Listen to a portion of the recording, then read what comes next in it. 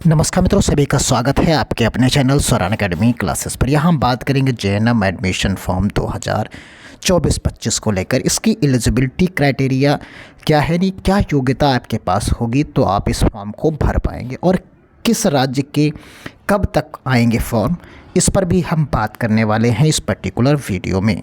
सबसे पहले हम देख लेते हैं कि कब से कब के चांसेस हैं किसके फॉर्म आने के। तो यहाँ पर अगर आप देखेंगे टेंटेटिव डेट्स दो दी गई हैं जेएनएम के लिए, वो आप यहाँ पर देख सकते हैं। उसमें आप पाएंगे कि जो डेट्स हैं इसमें पर्टिकुलर दी गई हैं, वो उत्तर प्रदेश जेएनएम के लिए आप देख रहे होंगे कि जुलाई में ये फॉर्म आएगा लगभग, और इसका अगस्त में एग्ज़ाम डेट का मतलब यहाँ पर है मेरिट से, क्योंकि ये मेरिट बेस से होते हैं, कहीं कहीं एग्ज़ाम बेस पर होता है, तो इसलिए ये चीज़ यहाँ पर मेंशन कर दी गई है। तो यहाँ पर आप मेरिट से समझिए, ये मेरिट से होता है उत्तर प्रदेश में।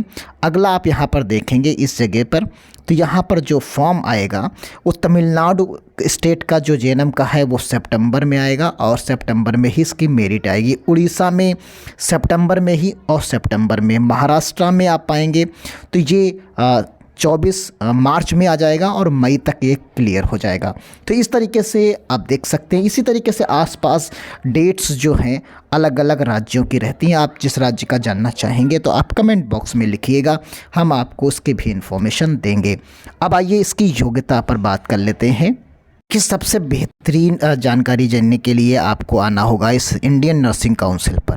तो इस वेबसाइट पर जब आप आते हैं तो यहाँ पर आपको पात्रता मापदंड के रूप में सभी के मिल जाते हैं। सबसे बेहतरीन और सबसे सटीक जानकारी आपको योग्यता को लेकर यहाँ पर मिल सकती है। तो यहाँ पर आप जेएनएम के लिए प्रवेश के लिए मापदंड देखना चाहेंगे तो यहाँ पर आपको अंग्रेजी के साथ साथ 10+2 और किसी भी मान्यता प्राप्त बोर्ड से के लिए योग्यता परीक्षा और व्यक्तिगत रूप से अंग्रेजी में न्यूनतम 40% अंक आपके पास होने ही चाहिए। ये क्राइटेरिया इम्पोर्टेंट है। और साथ में अगर आप जो है NIOS से भी अगर इंटरमीडिएट हैं तब भी आप इस फॉर्म को भर सकते हैं, लेकिन अंग्रेजी कुल मिलाकर आपके पास अंग्रेजी होनी ही चाहिए। यदि आप एनएम हैं तब भी आप कर सकते हैं। ये तो एक वेबसाइट हो गई इंडियन नर्सिंग काउंसिल। अब आइए अगर हम उत्तर प्रदेश के थ्रू देख लेते हैं। देखिए यहाँ पर हम उत्तर प्रदेश की ऑफिशियल वेबसाइट पर आए हैं, तो इस वेबसाइट पर आप पाएंगे, देखिए यहाँ पर मेल फीमेल कैंडिडेट्स जेएनएम के लिए आप देख सकते हैं। क्राइटेरिया यहाँ पर भी वही है। कोर्स नेम जेएनएम 3 साल का ड्यूरेशन, इस particular faculty of nursing Saifai Etawah Uttar Pradesh. इसके लिए टर्म्स में यहाँ पर क्लियर दिया गया, चाहे आप मेल हों या फीमेल हों आप अप्लाई कर सकते हैं। ये क्राइटेरिया यहाँ पर दिया गया, और एज लिमिट 17 साल से 35 साल दी गई है। और उसके बाद यहाँ पर अगली जो क्राइटेरिया आती है उस क्राइटेरिया में आप देखेंगे कि आपके पास 10+2 यानी आपके पास क्या होना चाहिए, इंटरमीडिएट होनी चाहिए। या तो आप पीसीबी से हैं तो आप ज़्यादा बेहतर हैं, पीसीबी से हैं तो आपके लिए ज़्यादा बेहतर रहेगा। आप कंफर्टेबली जो यहाँ पर जो प्रोफाइल किया जा रहा है, आपको जो यहाँ पर बेनिफिट्स दिए जाएंगे वो आपके पास पीसीबी ग्रुप के लिए दी जाएगी। पीसीबी ग्रुप के साथ साथ आपके पास अंग्रेजी भी होनी चाहिए, जिसका एग्रीगेट आपका इंडिविजुअली 40% आपके इंग्लिश में मार्क्स होने ही चाहिए।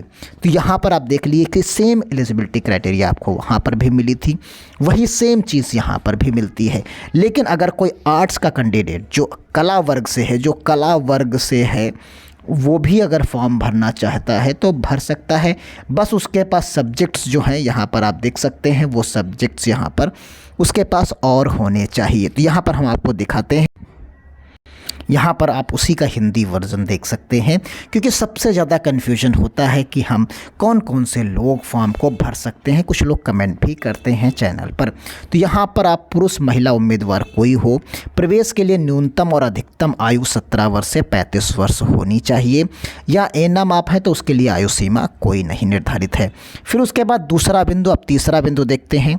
न्यूनतम शिक्षा जो है कुल 40% अंकों के साथ 10+2 कक्षा उत्तीर्ण हो। अधिमानतः जो मैक्सिमम मतलब आपकी जो सबसे इम्पोर्टेंट है वो विज्ञान वर्ग से हों और पीसीबी ग्रुप से हों, यानी फिजिक्स केमिस्ट्री और बायो आपके पास होनी चाहिए, तथा अंग्रेजी साथ में। यानी आपके पास क्या होनी चाहिए, फिजिक्स होनी चाहिए, केमिस्ट्री होनी चाहिए और साथ में बायो होनी चाहिए, ये 3 तो होनी ही चाहिए, और साथ में क्या होनी चाहिए, चौथा इंग्लिश होना चाहिए। ये अगर 3-4 सब्जेक्ट्स हैं तो आप जो है इस फॉर्म को फिलअप कर सकते हैं। लेकिन अगर आप कला वर्ग से, देखिए कला में क्या है, फिर आपके पास गणित हो, जैव प्रौद्योगिकी हो, या अर्थशास्त्र हो, या राजनीतिक विज्ञान हो, या इतिहास, भूगोल, व्यवसाय अध्ययन, लेखा, गृह विज्ञान, समाजशास्त्र, मनोविज्ञान, दर्शन और अंग्रेजी में कोर और वैकल्पिक दोनों हो, या स्वास्थ्य देखभाल विज्ञान, यानी जो आपके पास हेल्थ जो है केयर, हेल्थ केयर साइंस अगर आपसे आप हैं इंटर, तो आप फॉर्म को केवल भर सकते हैं। और यहाँ पर चाहे किसी भी बोर्ड से हो आप फॉर्म को भर सकते हैं। स्कूल में CBSE या कोई बोर्ड या समकक्ष से 10+2 से आप एनम, व्यावसायिक एनम और 40% अंकों के साथ भारतीय नर्सिंग से द्वारा मान्यता प्राप्त है तो भी आप फॉर्म को फिलअप कर सकते हैं। अगर आप national institute of open school द्वारा आयोजित 10+2 कला या विज्ञान परीक्षा का या स्वास्थ्य देखभाल विज्ञान व्यावसायिक स्ट्रीम से अगर हैं तब भी आप फॉर्म को भर सकते हैं। विद्यार्थी को वर्ष में एक बार ही प्रवेश दिया जाता है। और यहाँ पर आप देखिए चयन का तरीका प्रवेश परीक्षा की योग्यता के आधार पर होता है, लेकिन उत्तर प्रदेश में फ़िलहाल अभी तक मेरिट पर हो रहा है। तो यानी ये मेरिट बेस इस समय चल रहा है, लेकिन कभी कभी जब पैटर्न्स चेंज होते हैं तो एग्ज़ाम भी हो सकते हैं। ये क्लियरिटी कि मेरिट पर होगा कि आपका एग्ज़ाम पर होगा, ये क्लियरिटी तभी आती है जब उसका विज्ञापन आ जाता है, लेकिन ज़्यादा चांसेस यही रहते हैं कि मेरिट पर रहे। 10+2 की जो मेरिट होती है उसी के आधार पर आपका सिलेक्शन यहाँ पर होता है। तो यानी जो योग्यता को लेकर है वो आप समझ गए होंगे। ये हमने ऑफिशियल वेबसाइट्स के थ्रू आपको समझाने की कोशिश की है। उम्मीद करते हैं आप क्लियर कट समझ गए होंगे। और अगर आप चाहें तो दोबारा वीडियो को देख सकते हैं। फिर भी अगर आपके समझ में नहीं आया है तो कमेंट बॉक्स में ज़रूर कमेंट करिए, आपको हम ये चीज़ें प्रोवाइड करा सकते हैं। बाकी आप इसकी वेबसाइट भी आप जाकर देख सकते हैं, हमने क्योंकि वीडियो के शुरू में ही दोनों वेबसाइट्स आपको बताई हैं, और किन किन राज्यों में कब तक फॉर्म आते हैं उसकी भी डिटेल हमने आपको यहाँ साथ साथ में प्रोवाइड करा दी है। तो उम्मीद करते हैं आप इस योग्यता को लेकर कन्फ्यूजन जो आपके होंगे वो दूर हो गए होंगे। तो मिलते हैं अगली अपडेट के साथ किसी अगले वीडियो में, और आपके कुछ सवालों के साथ और कुछ जवाबों के साथ किसी अगले वीडियो में। तब तक के लिए धन्यवाद। जय हिंद, जय भारत।